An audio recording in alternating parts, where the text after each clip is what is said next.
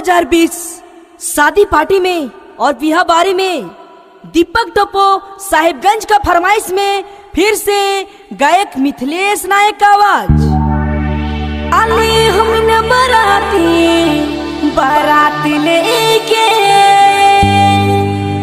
नचब गुया संगे हाथ धैर के।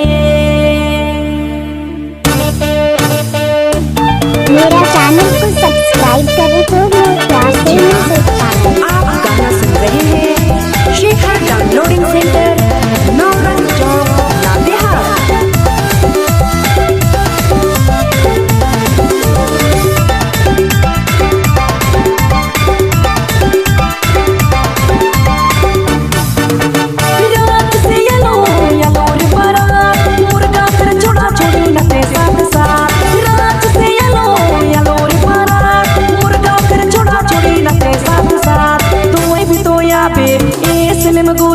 'तो के बिना चाबू इधर के मोया तो भी तो याद है इसमें गोया तो के बिना चाबू इधर के मोया।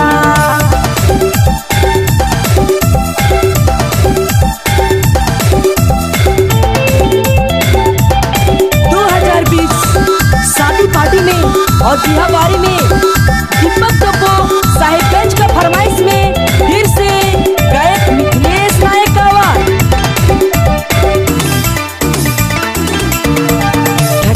छोड़ी मन बड़ी लाजवाब टाइट फिटिंग जींस पहनी छोड़ा पता यार टाइट फिटिंग जींस पहनी छोड़ा पता यार छोड़ा पता यार।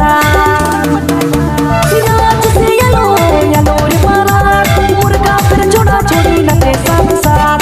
रात से येलो येलो रे बारात मुर्गा फिर छोड़ा छोड़ी नटे साथ साथ। तोय भी तो याबे ये सिलम गोया तो के भी ना चाहो इधर के मोया तोय भी तो याबे ये सिलम गोया तो के भी ना चाहो इधर के मोया।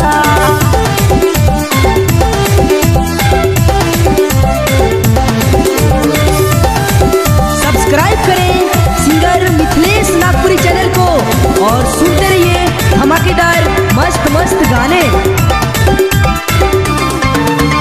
बचपन से गुया मन के चाहलो तोर सिवा कोनो छोड़ी के प्यार निकाल लो तोर सिवा मोय तोरे के कोन चाहलो के कोन चाहलो।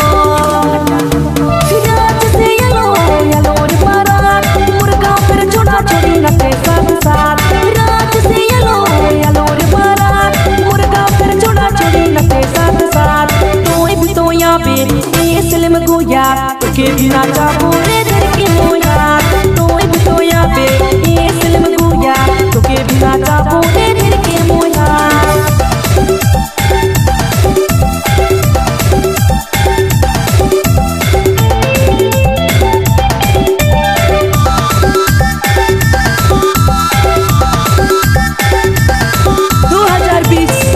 शादी पार्टी में और बिहा बारी में दीपक टोपो साहिबगंज का फरमाइश में फिर से गायक मिथिलेश नायक का आवाज। भूल ना जावे मिथिलेश कहला रे बड़ी पछतावे मिथिलेश कहला रे तू बड़ी पछतावे बड़ी पछतावे।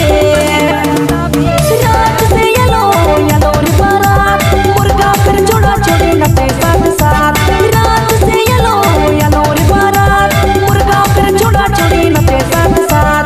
तोय भी तो याबे ये सिलम गोया तो के बिना चाहो इधर के मोया तोय भी तो याबे ये सिलम गोया तो के बिना चाहो इधर के मोया तोय भी तो याबे ये सिलम गोया तो के बिना चाहो इधर के मोया।